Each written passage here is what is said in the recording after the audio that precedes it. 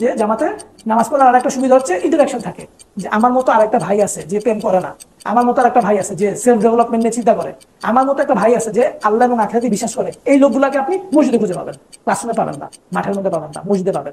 আপনারা পড়াশোনা ঠিক করে করবেন কারণ আপনারা কিছু জানার জন্য করবেন। যদিও সার্টিফিকেট বেসড এডুকেশনে জানার জন্য পড়াশোনা করার সুযোগটা কম, কিন্তু আপনি যদি জানার জন্য পড়েন তাহলে আপনি দেখবেন আপনার রেজাল্টও ভালো হবে। আপনি যদি শেখার জন্য পড়েন আপনার রেজাল্ট ভালো হবে।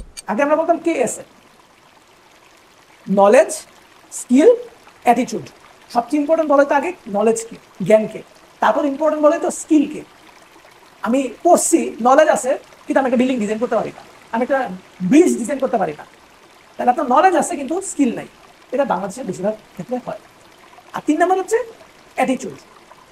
এখন জিনিসটা উল্টে গেছে, এখনকার দিনে উল্টে গেছে। এখনকে 1 নম্বরে আসছে অ্যাটিটিউড, 2 নম্বরে হচ্ছে স্কিল, 3 নম্বরে গেছে নলেজ। আল্লাহ সুবহানাহু ওয়া তাআলা সেই মানুষকে পছন্দ করেন যে তাকে দেওয়া কোনো দায়িত্ব ইহসানের সাথে পালন করে।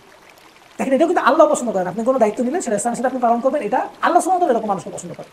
তাহলে আপনারা যখন পড়াশোনা করতেছেন, আমি আপনাদেরকে কি বলবো, আপনারা কি জন্য পড়াশোনা করবেন? নলেজের জন্য পড়াশোনা করবেন। দেখবেন অটোমেটিক রেজাল্ট ভালো হচ্ছে। আপনার ক্লাসের একটা ছেলে, একটা মেয়ে, বা ইভেন আপনার টিচার, সে যখন যেন দেখে যে এই ছেলেটার রেজাল্ট এক্সট্রাঅর্ডিনারি, খুবই ব্রিলিয়ান্ট, কেন অন্যরা তো এত সিরিয়াসলি পড়াশোনা করে না, এই ছেলেটা এত সিরিয়াসলি পড়াশোনা করতেছে কেন? সে যেন এটার উত্তরে ইসলামকে খুঁজে পায়। সে মুসলিম, মুসলিমরা যা করে আধা খেসরা কাজ করে না, সিনসিয়ারলি করে। তা আল্লাহর ইবাদত করার মধ্যে মেইন ব্যাপার যেটা, সেটা হচ্ছে আপনারা যে ক্যাটাগরির মানুষ, আপনাদের যে ইন্টেলেকচুয়াল ক্যাপাসিটি আছে, আপনারা সাস্টেন করতেছেন, ভর্তি হতে পারছেন, আল্লাহ আপনাদের তৌফিক দিয়েছেন, আপনাদের একটা ইন্টেলেকচুয়াল একটা লেভেল আছে। এই ইন্টেলেকচুয়াল একটা লেভেল ডিমান্ড করে আপনি ইসলাম সম্পর্কে জানবেন, ইসলাম সম্পর্কে শিখবেন, ইসলাম বুঝবেন।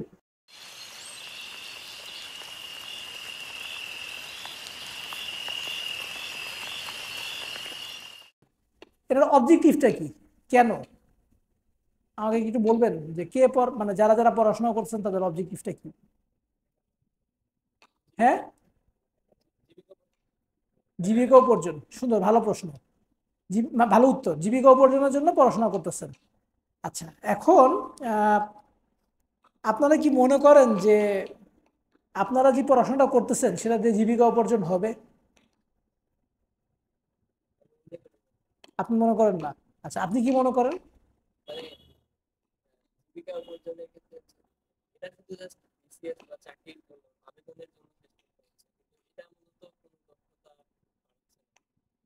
হ্যাঁ, মাশাআল্লাহ, সুন্দর, খুব ভালো একটা উত্তর দিচ্ছেন। দেখেন, আপনারা, আমি জানি না আপনারা জিনিসটা বোঝেন কিনা।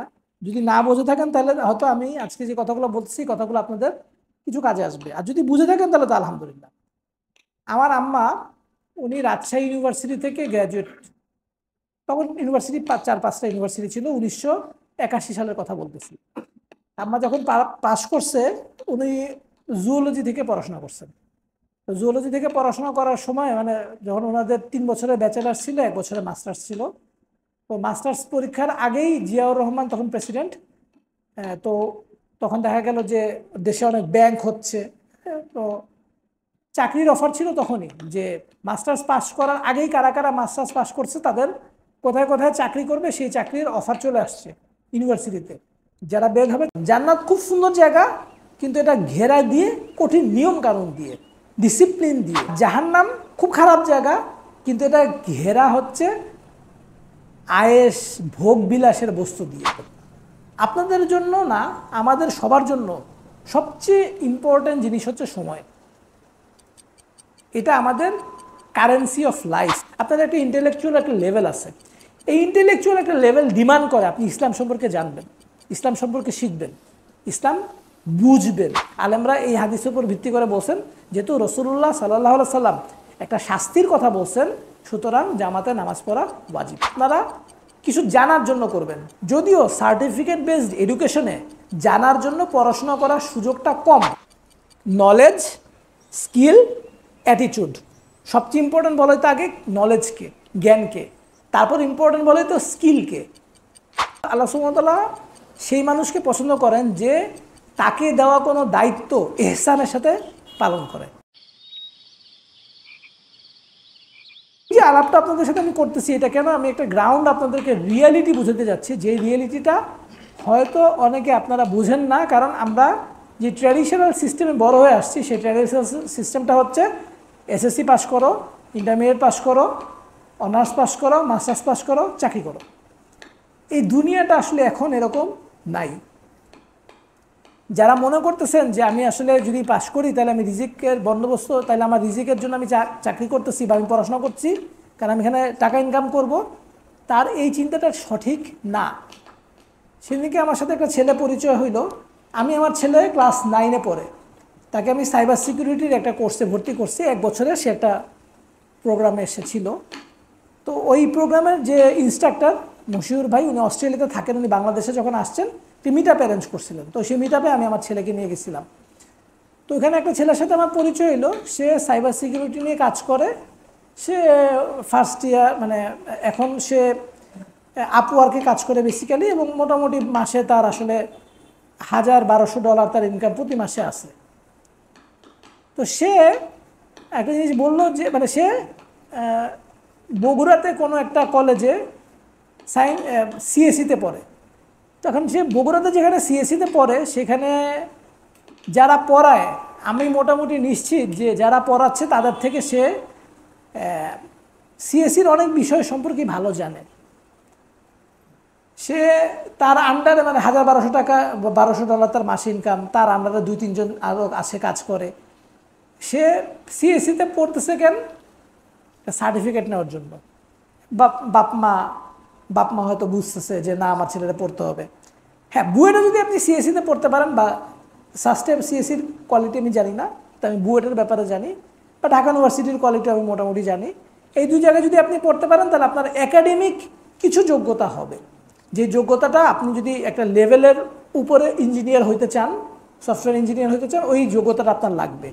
কিন্তু বাকি যে ইউনিভার্সিটিগুলো আছে এরা আসলে আপনাকে ওই একাডেমিক দক্ষতাটা, একাডেমিক স্কিলটা, ওই একাডেমিক নলেজটা, বেসিকটা দিতে পারবে কি না, এটা নিয়ে আমার একটু সন্দেহ আছে।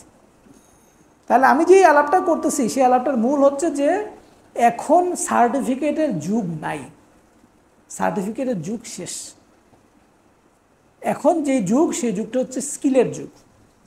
এবং আপনারা যদি ইউনিভার্সিটি পাশ করে হালাল রিজিক অন্বেষণ করতে চান, আপনারা যদি মনে করেন যে আমার ভাই পরীক্ষা পাশ দিয়ে কথা, পরীক্ষা পাশ করব, আমি একটা না একটা চাকরি পাবো, এটা ভালো কথা না, ভালো চিন্তা না। এবং আপনি ভালো রেজাল্ট, আপনি ভালো জব পাবেন বা ভালো কোথাও ঢুকতে পারবেন, এটা কোনো গ্যারান্টিড না।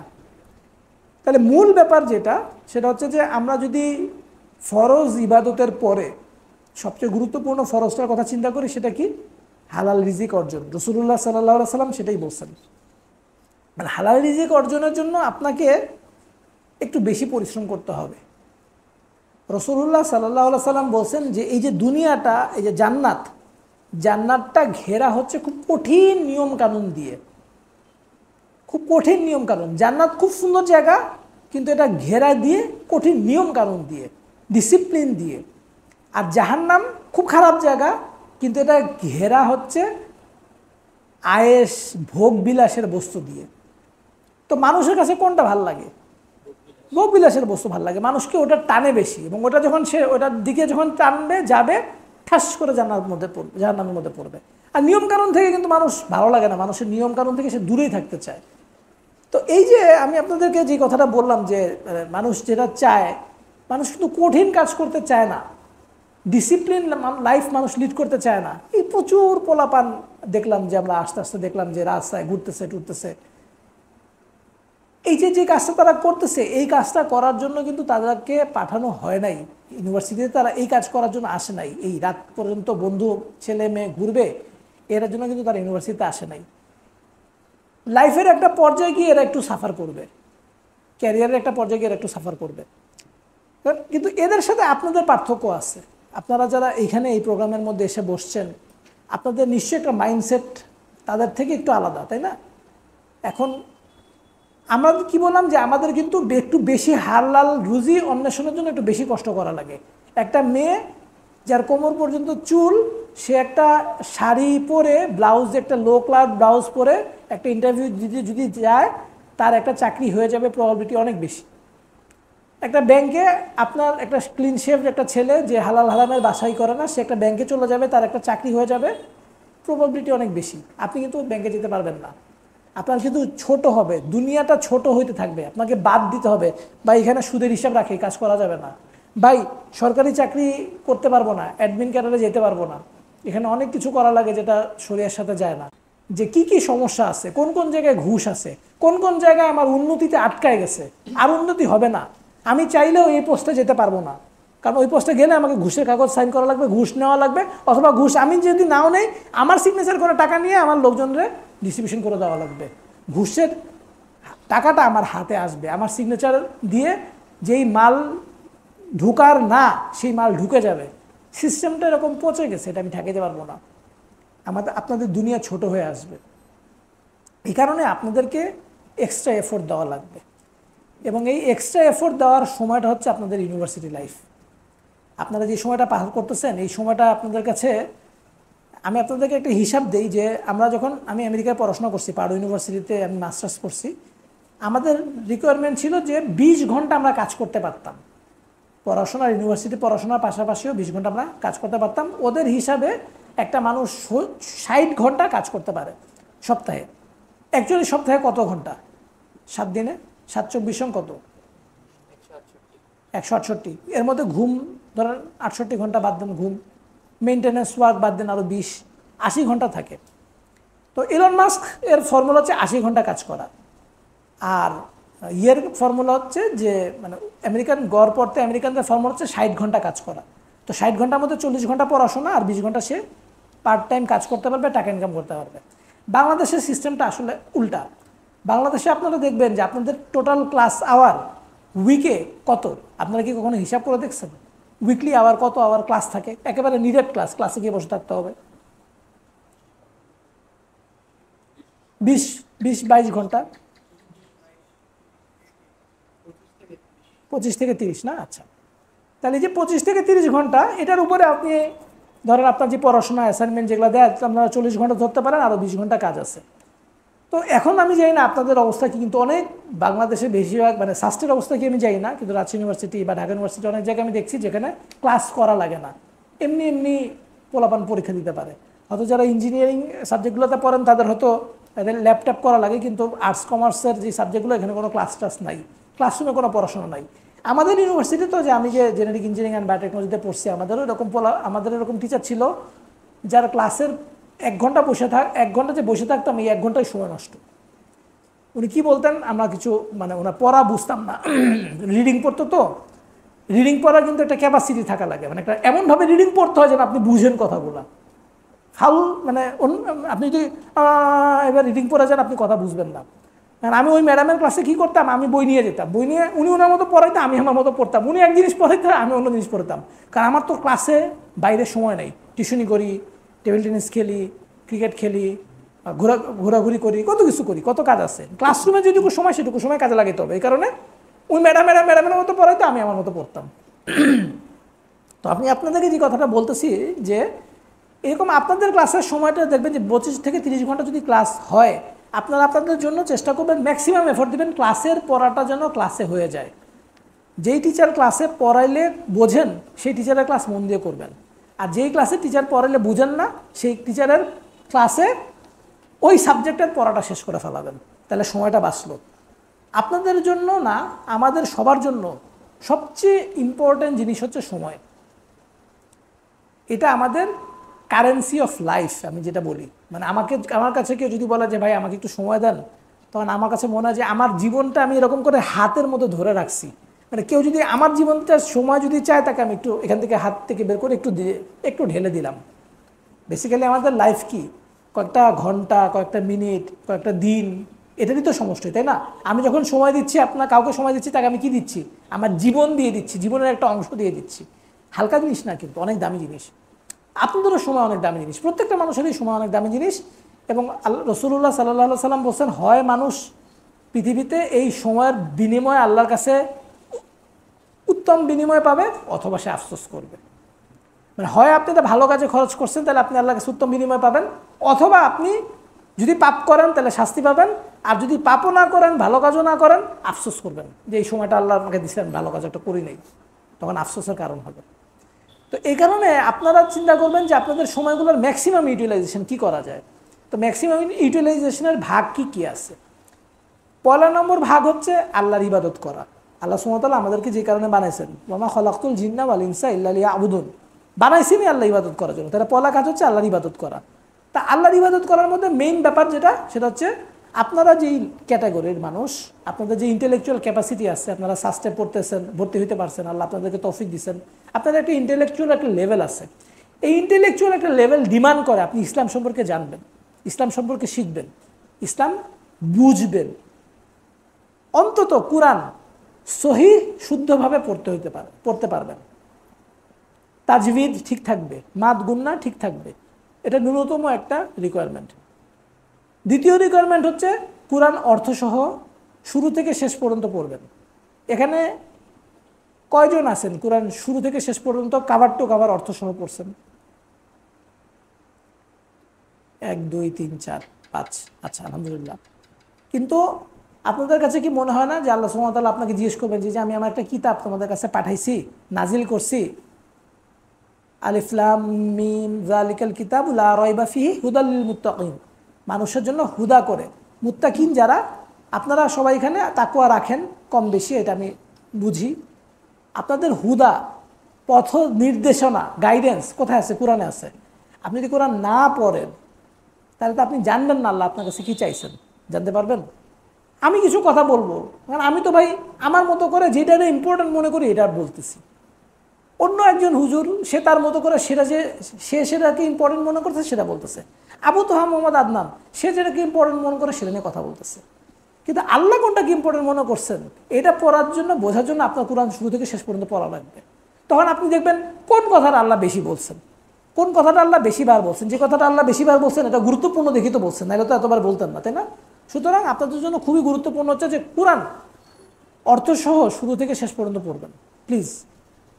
কারণ আপনি যদি মানা যান এখন, তাহলে আল্লাহর কাছে আমি নিশ্চিত আপনাদের লেভেলে যারা আছেন তাদেরকে আল্লাহ জিজ্ঞেস করবেন যে তুমি এত বই পড়ছো জীবনে, কিন্তু কোরআন শুরু থেকে শেষ পর্যন্ত পড়ো নাই কেন?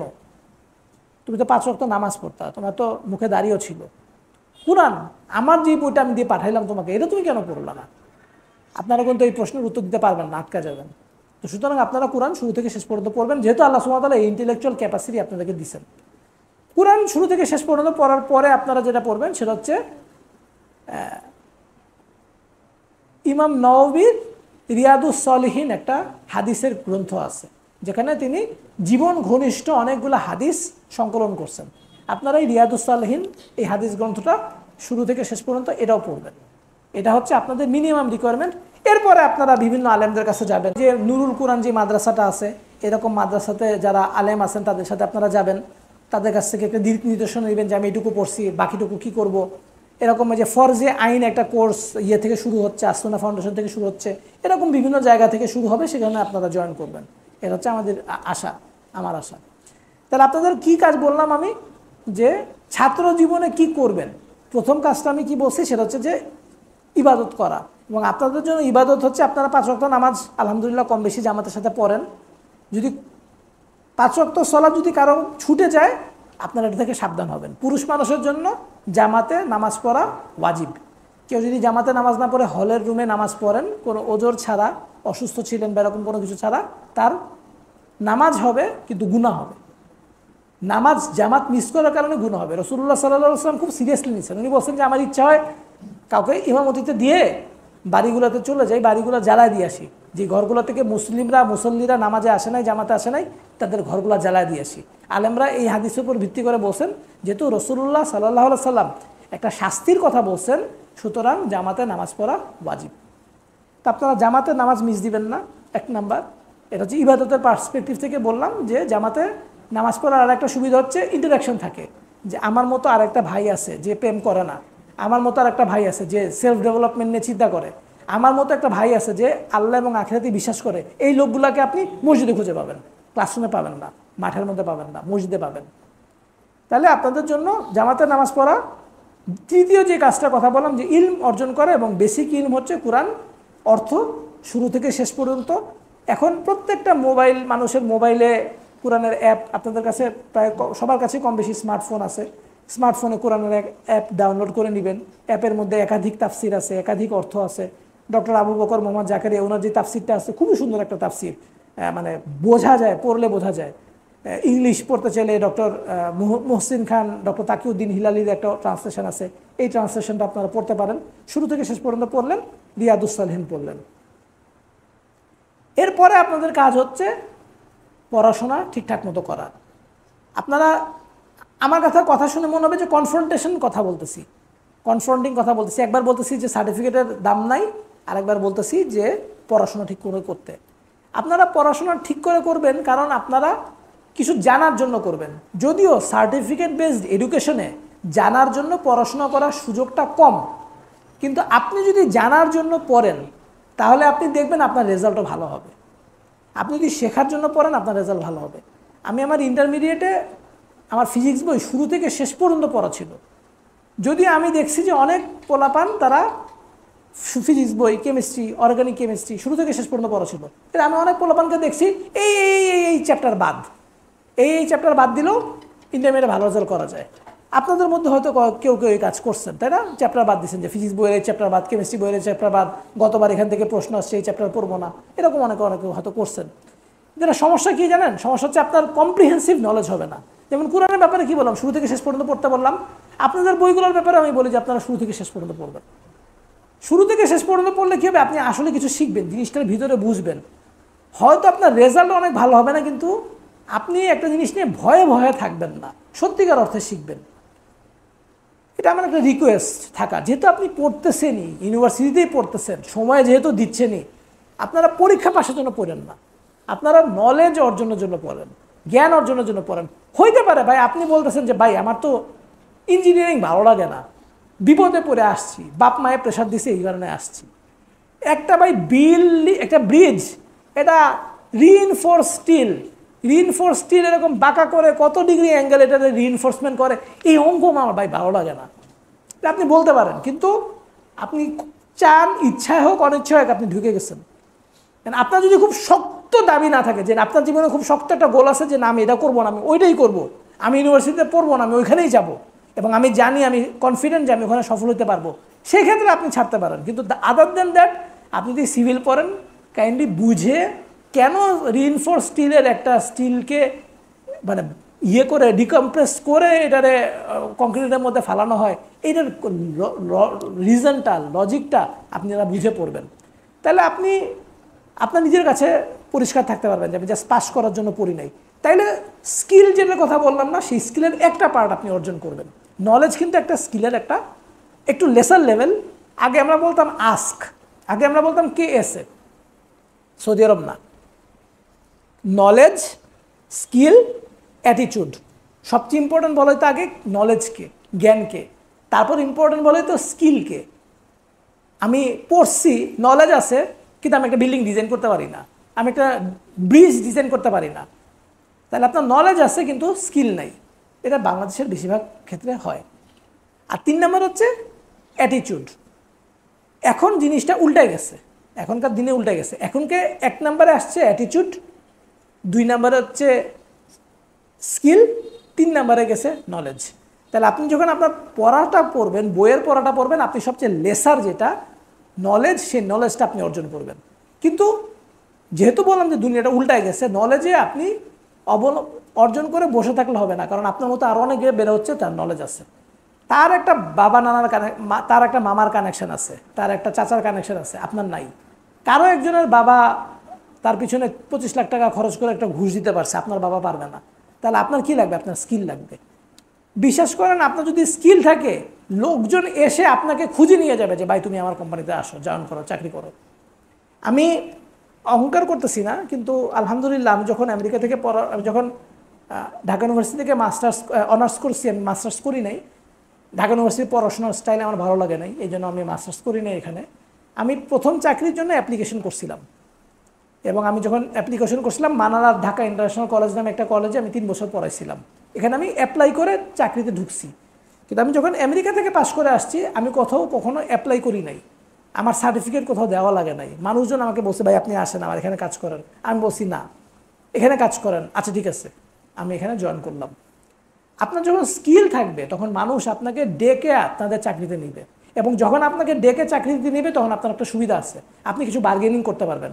এক জায়গায় আপনি গিয়ে সার্টিফিকেট দিয়েছেন, অ্যাপ্লাই করছেন, চাকরির জন্য বলছেন, সে আপনারা বলছে যে নামাজ পড়া যাবে না, নামাজের সময় দেওয়া যাবে না, আপনি তার সাথে বার্গেন করতে পারবেন না। কিন্তু যখন আপনাকে সে ডাক দিছে তখন আপনি বলবেন আমি জয়েন করতে পারি এক শর্তে, আমাকে কিন্তু নামাজের সময় জামাতে নামাজের জন্য আমাকে ছাড়তে হবে। হিন্দুর কোম্পানি হইলেও সে আপনারা বলবে যে ঠিক আছে তোমার জন্য রাজি। কেন? আপনার এমন একটা জিনিস আছে যেটা আপনার চারপাশের আরো 10 জনের নাই, সেটা কি বললাম? স্কিল। এখন কার কি স্কিল ভালো এটা কিন্তু ভাই আমি এখানে খারাপ করে বলতে পারবো না। প্রত্যেকটা মানুষ আলাদা, প্রত্যেকটা মানুষকে আল্লাহ সুবহানাহু ওয়া তাআলা কিছু না কিছু স্কিল দিয়ে পাঠাইছেন। আপনাদের খুঁজে বের করতে হবে, এটা আপনার নিজের একটা journey inside your heart, journey inside your mind, যে আপনি কোন কাজটা ভালো পারেন এবং কোন কাজটা করতে আপনার ভালো লাগে। এই দুটা মিলে আপনি খুঁজে বের করতে পারবেন যে আপনি কোন স্কিলটা অর্জন করবেন। এই যে একটা জার্নি, যে আমি কোন কাজটা ভালো পারি, কোন কাজটা করতে আমার ভালো লাগে, এটাকে আমরা বলি অ্যাটিটিউড। আমি পারবো, আমার অ্যাটিটিউড হচ্ছে আমি পারবো, আমি করব। আমি বাংলাদেশের মতো পচা গলা গন্ধ জায়গা থেকেও আমি হালাল রিজিক বের করবো ইনশাল্লাহ। আল্লাহ আমাকে সাহায্য করবে, আল্লাহ আমাকে ফালাই দিবে না। আল্লাহ আমাকে বানাইছে, পৃথিবীতে পাঠাইছে, লা ইউকাল্লিফুল্লাহু নাফসান ইল্লা উসআহা লাহা মা কাসাবাত। আল্লাহ আমাকে এমন কোনো তাকলিফ দেন নাই, এমন কোনো রেসপন্সিবিলিটি দেন নাই, এমন কোনো বার্ডেন দেন নাই যে বার্ডেন আমি বহন করতে পারবো না। অবশ্যই আমি বাংলাদেশে বসে হালাল রিজিক অন্বেষণ করতে পারবো, অর্জন করতে পারবো, আমার দিন ঠিক রেখে করতে পারবো। কিন্তু আমার আরেকজনের থেকে 2 পা বেশি হাঁটা লাগবে, আরেকজনের থেকে 2 ঘন্টা বেশি পরিশ্রম করা লাগবে। হ্যাঁ ওকে, আলহামদুলিল্লাহ, আমি আল্লাহকে খুশি করার জন্য করতেছি। সে 2 ঘন্টা মাস্তি করছে, আমি 2 ঘন্টা আল্লাহর জন্য কাজ করতেছি। আমি আল্লাহকে খুশি করার জন্য পড়াশোনা করতেছি। এই 2 ঘন্টা যে পড়াশোনা করছি, এই পড়াশোনা আমার আমলনামাতে কিয়ামতের দিন আমি দেখতে পাবো ইনশাল্লাহ। তাহলে অ্যাটিটিউডটা কি? অ্যাটিটিউডটা হচ্ছে সবচেয়ে ইম্পর্টেন্ট, যে আমি আপোষ করব না, আমি হারাম খাবো না, আমার গন্তব্য আখিরাত, আমার টার্গেট আখিরাত, এই আখিরাতের অ্যাটিটিউড থেকে আমি সরে যাব না। আমি অন্য সবার থেকে ভালো কাজ করব। একটা অফিসে 100 জন এমপ্লয়ি আছে, যদি টান দেওয়া বলা হয় যে সবচেয়ে ভালো এমপ্লয়িকে, আমার নাম সবার নাম আগে মাথায় আসবে। আমি এই জায়গায় চলে যাব। কেন? লোকজন বলবে যে এই ছেলেটা, এই লোকটা এত ভালো কাজ করে কেমনে? তখন উত্তর আসবে কি, he is not the smartest guy in that group. 100 জনের মধ্যে তার থেকে স্মার্ট পোলাপান আছে, কিন্তু সে কেন বেস্ট? কারণ তার অ্যাটিটিউড আছে, তার স্কিল শেখার আগ্রহ আছে। এটি হচ্ছে অ্যাটিটিউড, এবং that makes you different from সবার থেকে আলাদা। এবং অ্যাটিটিউডের আরেকটা পার্ট হচ্ছে ইখলাস। সে খুব সিনসিয়ার, তার একটা কাজ দিলে সে সিনসিয়ারলি কাজটা করে। তাকে একটা রেসপন্সিবিলিটি দিলে তারা 2 দিন পর গোতানো লাগে না, ভাই আমার কাজটা করছেন না, করি নেই, ভাই কাজটা করছেন না, করি নেই। এরকম না, ফালতু ছেলে না, কেয়ারলেস না, ধাক্কানো লাগে, গুতানো লাগে। মুমিন তো এরকম হবে না, তারা ধাক্কানো গুতানো লাগবে কেন? একটা কথা আল্লাহ বলে দিবেন, আল্লাহ সে কাজ করবে, সিনসিয়ারলি করবে। আল্লাহ সুবহানাহু ওয়া তাআলা সেই মানুষকে পছন্দ করেন যে তাকে দেওয়া কোনো দায়িত্ব ইহসানের সাথে পালন করে। দেখেন, এটাও কিন্তু আল্লাহ পছন্দ করেন। আপনি কোনো দায়িত্ব নিলেন, সেটা ইহসানের সাথে আপনি পালন করবেন, এটা আল্লাহ সুবহানাহু ওয়া তাআলা এরকম মানুষকে পছন্দ করে। তাহলে আপনারা যখন পড়াশোনা করতেছেন, আমি আপনাদেরকে কি বললাম, আপনারা কি জন্য পড়াশোনা করবেন? নলেজের জন্য পড়াশোনা করবেন। দেখবেন অটোমেটিক রেজাল্ট ভালো হচ্ছে। আর যদি রেজাল্ট ভালো নাও হয়, ওই আপনি পাস করে যাবেন, কোনো মিস নাই। আমি আমার কথা বলতেছি, আমি যদিও নিজের কথা বলা ঠিক না, কিন্তু আমরা হচ্ছে নাম্বার এর, আমাদের পরে আর কোনো নাম্বার ছিল না, আমরা নাম্বারের শেষ ব্যাচ, এরপর থেকে গ্রেড শুরু হয়েছে। আমি সেন্ট জোসেফ কলেজ থেকে পরীক্ষা দিছি, আমার ইন্টারমিডিয়েটের নাম্বার হচ্ছে 845। আমাদের সময় 1200তে পরীক্ষা হইতো, 120 মার্ক 4th সাবজেক্ট কাটা যেত, বাকি নাম্বার যোগ হইতো, সব কিছু মিলে 845 ছিল আমার নাম্বার। আমাদের সময় স্টার বলা হইতো, 750 পাইলে স্টার। আমার নাম্বার 845, এবং আমার সময় স্ট্যান্ড শুরু হয়েছিল 925। আমাদের সময় স্ট্যান্ড করতো, প্রথম 20 জনকে 1 থেকে 20 জন তাদেরকে বলতো তারা স্ট্যান্ড করছে। তা আমার নাম্বার 845, কিন্তু আমার বন্ধুবান্ধব যারা নরডাম থেকে পরীক্ষা দিছে, কেউ 900 পাইছে, কেউ 890 পাইছে, কেউ 880 পাইছে। কিন্তু মজার ব্যাপার হইতেছে যে ওরা অনেক অঙ্ক পারতো না যে অঙ্কগুলো আমি পারতাম। ফিজিক্সের অনেক প্রবলেম ওরা সলভ করতে পারতো না, যেটা আমি পারতাম। এবং ওরা জানতো, বুঝতো যে আমাদের থেকে শরীর ভালো, পড়াশোনা করছে ভালো, সে বইয়ের এমন কোনো জিনিস নাই যেটা সে জানে না, অথচ ওরা অনেক কিছু জানে নাই, পড়ে নাই, শিখে নাই, নরডামে পড়ছে। কিন্তু তাহলে আমি আপনাদেরকে কি বললাম, যে পড়াশোনাটা হচ্ছে আপনি সূর্য আলো দিচ্ছে, আপনি যদি সূর্যের দিকে যান, সূর্যটা হচ্ছে নলেজ, আপনি যদি নলেজের দিকে যান, রেজাল্ট হচ্ছে ছায়া, আপনার পিস পিস যাবে। আর আপনি যদি ছায়ার দিকে যান, নলেজের থেকে দূরে সরে যান, আপনি যাবেন, রেজাল্ট আপনি ধরতে পারবেন না, কিন্তু নলেজটা আপনি পাবেন না, ওটার পিছনেই আপনি যেতে থাকবেন। তো এই কারণে আমার রিকোয়েস্ট হচ্ছে যে আপনারা পড়াশোনা যখন করবেন, নলেজ যখন সিক করবেন, ভালোভাবে করবেন। কেন? আল্লাহকে খুশি করার জন্য। আপনার ক্লাসের একটা ছেলে, একটা মেয়ে, বা ইভেন আপনার টিচার, সে যখন যেন দেখে যে এই ছেলেটার রেজাল্ট এক্সট্রাঅর্ডিনারি, খুবই ব্রিলিয়ান্ট, কেন? অন্যরা তো এত সিরিয়াসলি পড়াশোনা করেন, এই ছেলেটা এত সিরিয়াসলি পড়াশোনা করতেছে কেন? সে যেন এটার উত্তরে ইসলামকে খুঁজে পায়। সে মুসলিম, মুসলিমরা যা করে আধা খেসরা কাজ করে না, সিনসিয়ারলি করে। পড়াশোনা করতেছে, পড়াশোনা খুবই সিনসিয়ারলি করতেছি। যে 30 ঘন্টা আমি পড়বো, সেই 30 ঘন্টা আমি খুব সিরিয়াসলি সিনসিয়ারলি পড়াশোনা করবো। তাহলে সে যেন উত্তর খুঁজে পায় যে ছেলেটা মুসলিম, এই কারণে সে পড়তেছে। আনফর্চুনেটলি আমি অনেক বছর ধরে এই ছেলেদের সাথে বা আপনাদের বয়সী মানুষদের সাথে উঠা বসা করি, চলি, তাদের বিভিন্ন সমস্যার কথা শুনি। শয়তানের একটা বড় ধোঁকা হচ্ছে, শয়তান ধোঁকা দেয় যে এইসব পড়াশোনা করে কি হবে, এই দুনিয়াবি পড়াশোনা করে কি হবে। ফলে এই ছেলেগুলা না রেজাল্ট ভালো করে, না সে আখিরাতের পড়াশোনা বা ইসলামের পড়াশোনা খুব ভালো করছে এরকমও না, আখিরাতের কাজে, ইসলামের কাজে সে অনেক উন্নতি করে ফেলছে, এরকম আমি কাউকে খুঁজে পাই না এই পর্যন্ত।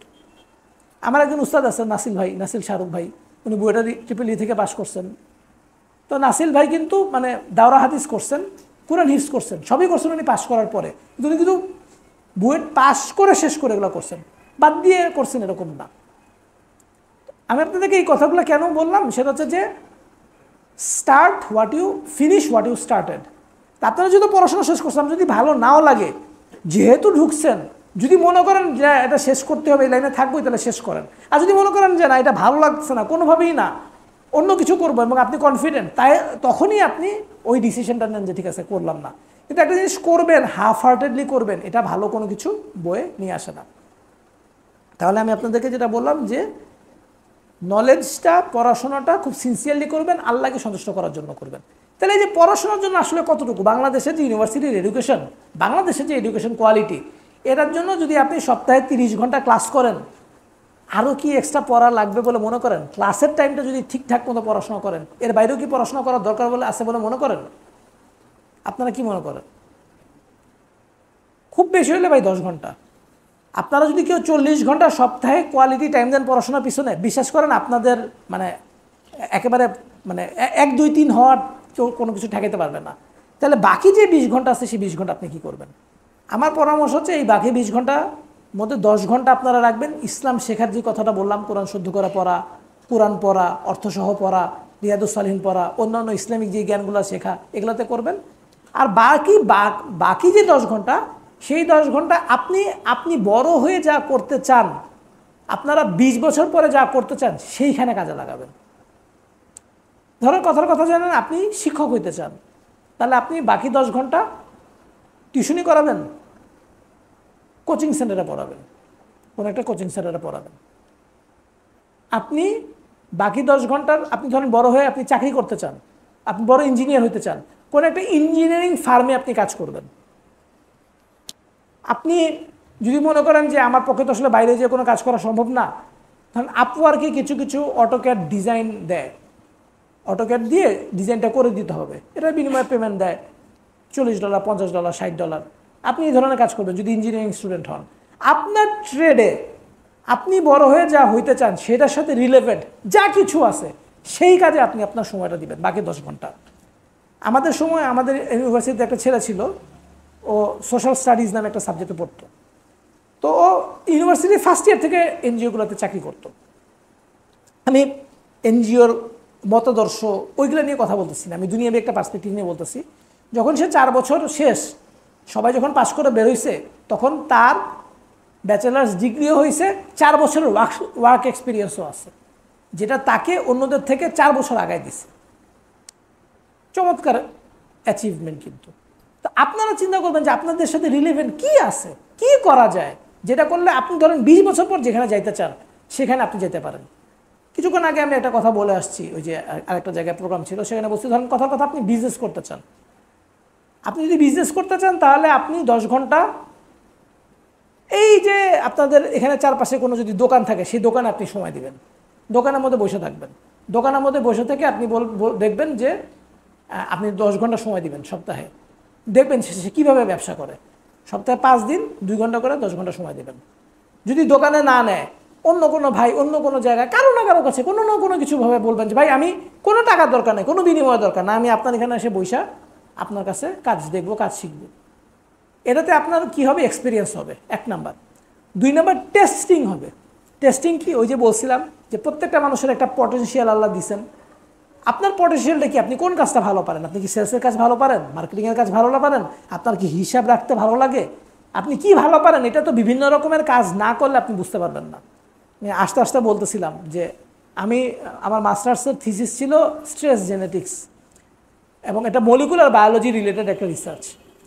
তো মলিকুলার বায়োলজি রিসার্চ, এখানে কে যিনি একজন বলতেছিল আমি বায়োকেমিস্ট্রিতে পড়ি, সে হয়তো বুঝতে পারবে, মানে এইটার ভিজিবিলিটি খুব কম, মানে আপনি দেখতে পাবেন না ঘটনা কি ঘটতেছে। সব টেস্ট টিউবের ভেতর ঢুকায় এনজাইম দিয়ে, টেম্পারেচার দিয়ে, বিভিন্ন ঘুরায় টুরায় দিয়ে এরকম কাজকর্ম, এটা একটা জেল রান করার পর আপনি বুঝবেন যে হয়েছে কি হয় নাই, মানে 3 মাস কাজ করার পর বোঝা যাবে যে কাজটা হয়েছে কি হয় নাই। তা আমার কাছে মনে হয়েছে যে ভাই এর থেকে আমি মাটি কাটুন, মাটি কাটলে বুঝবো যে কোপ দিলে মাটি উঠে, আমি কী করতেছি না করতেছি কিছুই দেখা যায় না, কিছুই বোঝা যায় না। কিন্তু এরকমও তো মানুষ আছে যারা এই কাজ করে জীবন কাটা দিতেছে, আছে না? আছে তো। তো কারো রিসার্চ ভালো লাগবে, আমার রিসার্চ ভালো লাগে না। আমার যে রিসার্চ ভালো লাগে না এটা আমি ঢাকা ইউনিভার্সিটিতে ব্যাচেলার্স পড়া অবস্থায় বুঝি নাই, আমি আমেরিকায় মাস্টার্স করতে গিয়ে বুঝছি যে আমার রিসার্চ ভালো লাগে না। কিন্তু আলহামদুলিল্লাহ আমি কোর্স করে শেষ করে আসছি, রিসার্চ করে শেষ করে আসছি, একটা পেপার পাবলিশ করে মাস্টার্সের ভাইভা দিয়ে, যেখানে অন্য আমি যখন গেছি এরকম স্টুডেন্ট দেখছি যে সে মাস্টার্সের থিসিস লিখতেছে, 1 বছর লাগছে তার থিসিস লিখতে, 3 বছর লাগছে তার মাস্টার্স করতে। সেখানে আল্লাহ আমাকে 1 বছরে মাস্টার্স করাইছেন, 3 সপ্তাহে থিসিস লেখাইছেন, আলহামদুলিল্লাহ। এটা আমার ইউনিভার্সিটির রেকর্ড যে 1 বছরে মাস্টার্স, ওই ইউনিভার্সিটি থেকে 3.96 সিজিপি নিয়ে বের হয়েছে 1 বছরে মাস্টার্স করে, এরকম কেউ নাই। তো আমি একটা জিনিস পছন্দ করি না, তারপর শেষ করে বের হয়ে আসতে হবে, তাই না? আলহামদুলিল্লাহ বের হয়ে আসছি। আপনিও যখন আপনার যেটা প্যাশন, কি আপনি ভালো পারেন, এটা কিন্তু আপনি টেস্ট না করলে বুঝবেন না। আমি কিন্তু মাস্টার্স না করলে বুঝতাম না আমি ভালো পারি না, আমার রিসার্চ করতে ভালো লাগে না। অথচ আমি ছোটোবেলায় ব্যবসা করতে চাইছি, কিন্তু কেন আমি ওখানে ঢুকছি গেছি বুঝি নাই। তা আপনাদেরও এরকম যখন আপনারা এখন থেকেই যখন এরকম টেস্টিং করবেন, ধরেন কোনো একটা প্রোগ্রাম হচ্ছে, কোনো একটা প্রোগ্রাম ম্যানেজমেন্ট আছে, সেখানে আপনি ভলান্টিয়ার হিসেবে কাজ করবেন, নানান রকম হাবিজাবি কাজ, যে বলে না ঘরের খেয়ে বনের মোষ তাড়ানো, এই ঘরের খেয়ে বনের মোষ তাড়াবেন। আপনি বুঝবেন যে আপনি কি বনের মোষের সাথে ভালো দৌড়াইতে পারেন কিনা, আপনার স্পিড আছে কিনা, নাকি আপনি শিকারি দূরের থেকে গুলি করতে পারেন বনের মোষ, আপনার ক্যাপাসিটি কি, এটা বিভিন্ন রকমের কাজ করলে টেস্টের মধ্যে বের হয়ে আসে। এই এক্সপিরিয়েন্সটা খুব দরকার। কিন্তু আমাদের দেশের পোলাপান সে কী যে করে ইউনিভার্সিটিতে, আমার না আফসোস লাগে সত্যি কথা বলতে গেলে। মানে আমরা ইউনিভার্সিটিতে কার্ড খেলছি, 29 খেলতাম, আর মনে করেন টেবিল টেনিস খেলতাম, আর ক্রিকেট খেলতাম, আর ক্লাস করতাম, আর প্রাইভেট পড়াইতাম। এছাড়া আসলে মনে করতে পারি না যে আমি কিছু করে আসছি। আমি অবশ্য মানে ওই যে ফিল্ম সোসাইটি হাবিজাবি এগুলো করতাম, বা ওই কুইজ টুইজ করতাম, ডিবেট করতাম, এইসব জিনিসপাতি করতাম, মানে আর অন্য কিছু করতাম, কিন্তু বেশিরভাগ পোলাপান কিন্তু এগুলো করতো না। যে ডাইভার্স এক্সপিরিয়েন্স, আমি ডিবেট করতে বলি না, একটা ফালতু কাজ, এটার সাথে উঠা বসা একটা ঝামেলা, কিন্তু এই যে আপনি একটা পাবলিক স্পিকিং দিচ্ছেন, বিভিন্ন রকমের কাজ করতেছেন, এটা কিন্তু আপনাকে একটা ভালো এক্সপোজার দিবে, এটা পরে কাজে লাগে। তো এই যে এক্সট্রা কারিকুলার যে অ্যাক্টিভিটিসগুলো, এখানে আপনি এক্সট্রা কারিকুলার অ্যাক্টিভিটিস সেন্সে না, কিন্তু পড়াশোনার বাইরে কিছু কাজ করবেন যেটা আপনার লং টার্ম ভিশনের সাথে যায়, তাহলে আপনি দেখবেন যে, এবং আপনাকে কেউ কোনো কাজ দিলে আপনি আগ্রহ নিয়ে করবেন, শেষ করে দেখবেন যে জিনিসটা আপনার কাছে ভালো লাগছে কি ভালো লাগে নাই, আপনি প্রোডাক্টিভলি করতে পারছেন কি করতে পারেন নাই। এই কাজগুলো যদি আপনারা করেন তাহলে ইনশাল্লাহ আমি আশা করি যে আপনাদের ইউনিভার্সিটি লাইফটা খুব প্রোডাক্টিভ হবে। আপনারা আপনাদের তুলনা, আপনাদের সাথে অন্য যে ছেলেপেলে আছে, অন্য যে ছেলে মেয়েগুলো আছে, এদের থেকে আগায় থাকবেন, দিনের রাস্তা আগায় থাকবেন, দুনিয়াতেও আগায় থাকবেন ইনশাআল্লাহ।